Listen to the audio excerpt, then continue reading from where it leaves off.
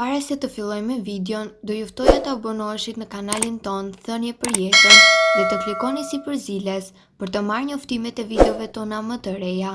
Faleminderit. Nëse keni probleme me gjëndrën tiroide, urgjent, mos i fusni në gojë këto 5 ushqime. Kujdesi mjekësor i dur dhe në kohë tiroides është çelësi i trajtimeve të suksesshme. Ashtu siç dieta luan një rol të rëndësishëm në funksionin e gjëndrave tiroide, është jetike edhe shmangja e ushqimeve të caktuara nëse vuani nga kjo sëmundje. Këto janë ushqimet sipas WebMed që nuk i bojnë mirë tiroides dhe duhet t'i evitoni ose t'i reduktoni nga dieta juaj. Sheqeri. Karbohidratet, sidomos sheqeri, është i dëmshëm sepse çrregullon nivelin e sheqerit në gjak. Kjo duhet të shmanget nëse vuani nga një sëmundje autoimune tiroides. Po ashtu, ushqimet me sheqer ndikojnë në funksionin e pankreasit, që qëndron gjithashtu në rezistencën e insulinës. Si pasojë dëmtohet tiroidja dhe gjithashtu ulet niveli i hormoneve të tiroides. Kafeja. Njerëzit që vuajnë nga tiroide duhet të kenë kujdes me konsumin e kafes. Nëse konsumoni kafe në sasi të moderuar, atëherë nuk i dëmtoni tiroidet, por nëse konsumi është tepër i lartë, kafeja rrezikon funksionin e gjëndrave të veshkave. Konsumi i kafes stimulon sekretimin e hormoneve të epinerefinës dhe neuropineferinës, gjë që mund të jenë gjithashtu edhe të dëmshme për trupin. Kjo çon në probleme të ndryshme të tiroides dhe të veshkave. Ushqimet e skuqura. Ushqimet e skuqura duhet të shmangen nëse po mjekoheni me tiroide. Këto ushqime ndryjnë në efektivitetin e mjekimeve tuaja dhe ndikojnë negativisht në sekrecionin e hormoneve në trupin dhe në tru, duke ndikuar gjithashtu edhe në përkeqësimin e niveleve të shëndetit të tiroides. Gluteni. Ushqimet me gluten janë një kërcënim i madh i tiroides për shkak të gliadinës, një proteinë që trupi i njeriut e trajton si trup të huaj. Gjëndrat e tiroideve prodhojnë transglutacion, enzima që janë të ngjashme, kështu që konsumi i tyre e ushqimeve me gluten i bën sistemit imunitar të sulmojë të dyja, gjithashtu duke ndikuar edhe në përkeqësimin e gjëndrës tiroide. Soja. Konsumi i sojës lejohet në sasi të moderuar sepse ndryn në përthithjen e hormoneve sintetike në trup. Rekomandohet që pasi të keni marrë mjekime për tiroiden, duhet të prisni të paktën 4 orë ose përpara se të konsumoni sojë. Kështu i jepni mjaftueshëm kohë trupit tuaj për të përpunuar substancat më vete dhe për të ndihmuar gjithashtu në menaxhimin më të mirë të tiroides. Luhatjet emocionale, lodhja dhe irritimi shpesh të tregojnë për problemet të tiroides. Tiroidja rregullohet edhe në mënyrën e duhur duke konsumuar produkte të duhura ushqimore. Tiroidja rregullon mënyrën e çlirimit të hormoneve dhe rregullon gjithashtu metabolizmin. Sipas të dhënave, një nga problemet më të shpeshta që hasem më gjerë është hipotiroidizmi. Ky problem ka të bëjë me funksionin e mangët të tiroides. Hipotiroidizmi manifestohet me lodhje të ekstreme, depresion, harres dhe shtim në peshë. Ajo rrit rrezikun e sëmundjeve në zemër, diabeti dhe lloje të ndryshme të sëmundjeve.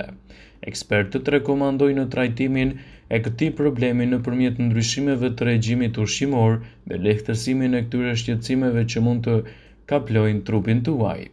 Teprimi me brokul dhe lakra të vogla mund të jetë i dëmshëm për shëndetin e tiroides. Brokoli, spinaqi, lakrat e vogla janë të shkëlqyera për organizmin, por nëse e teproni me to, atëherë problemet me hipotiroidizmin do të përkeqësohen. Këto perime përmbajnë disa substanca që janë tepër aktive nëse këto ushqime hahen të gjalla.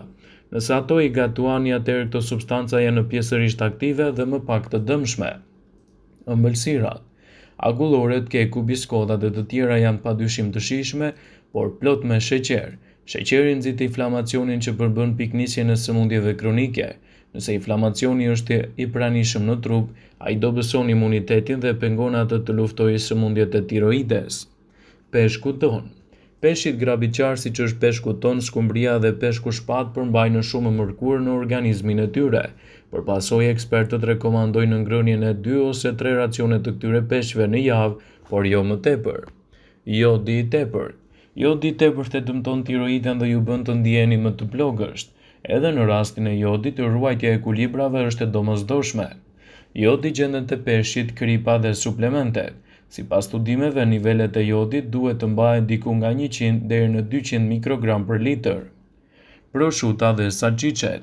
Mishrat e përpunuar siç janë prosciuta dhe salcicet përmbajnë substanca artificiale që përkeçojnë problemin me tiroiden.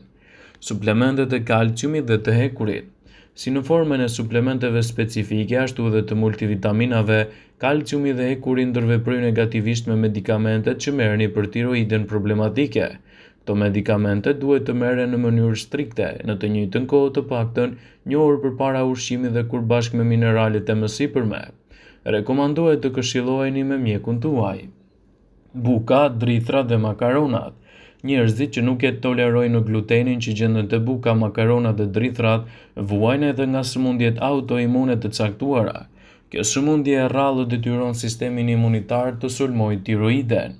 Ushqimet e skuqura. Patatet e skuqura, mishi pulës e produktet të tjera të skuqura me vaj në temperaturë të lartë nxisin inflamacion dhe prekin tiroiden. Hipotiroidizmi zakonisht prek më shumë gratë në moshën e mesme. Edhe falë ndryshimeve që i ndodhin trupit të tyre, ai mund të përkeçohet gjithashtu edhe pas problemeve të menopauzës.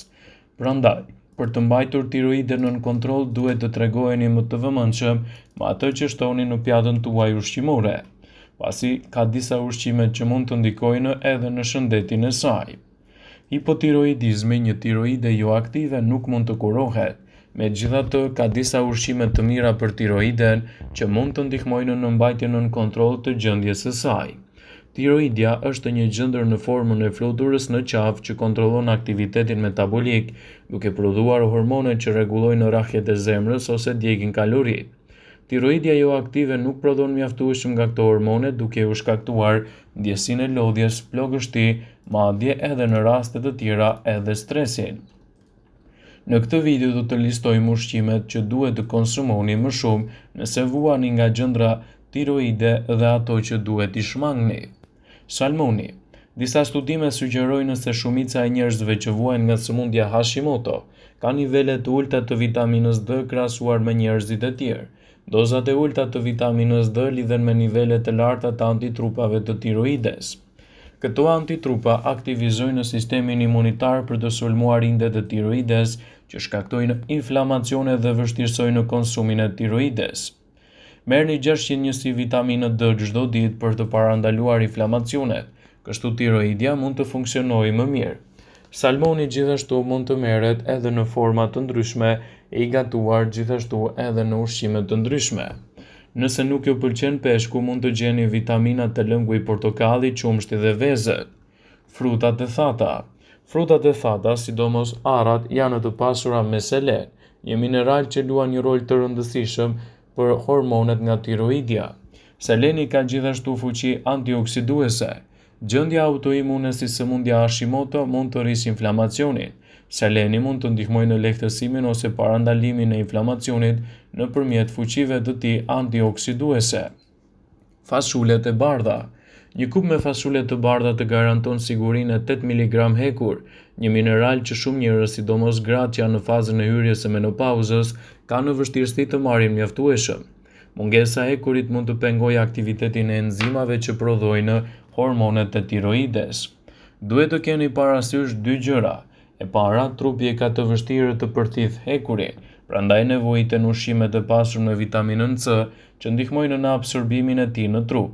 E dyta, hekuri mund të ulë efikasitetin e ilaçeve për tiroiden, prandaj sigurohuni që të merrni ilaçe të paktën 4 orë para ose pas i keni ngrënë një vakt të pasur me hekur. Gjithashtu duhet të hani sa më pak ushqime që përmbajnë gluten edhe ushqime me krip të tepërt, pasi mund të ndikojnë në përkeçimin e gjendjes suaj të tiroides dhe të nxisin gjithashtu inflamacionet që ndikojnë drejt për së drejti në shëndetin e saj. Vëmendje, ju bëjmë me dije se informacionet në këtë video kanë për qëllim që të plotësojnë, të mos zëvendësojnë në këshillat e mjekut tuaj ose ofruesit të kujdesit tuaj shëndetësor, dhe nuk kanë për qëllim që të mbulojnë të gjitha përdorimet e mundshme, masat paraprake, ndërveprimet ose dhe efektet e tyre negative në shëndetin tuaj. Pasi ta dëgjonit këtë video, do ju ftoja t'i bënit like dhe ta shpërndanit atë në profilin tuaj në mënyrë që të informohen dhe miqtë tu.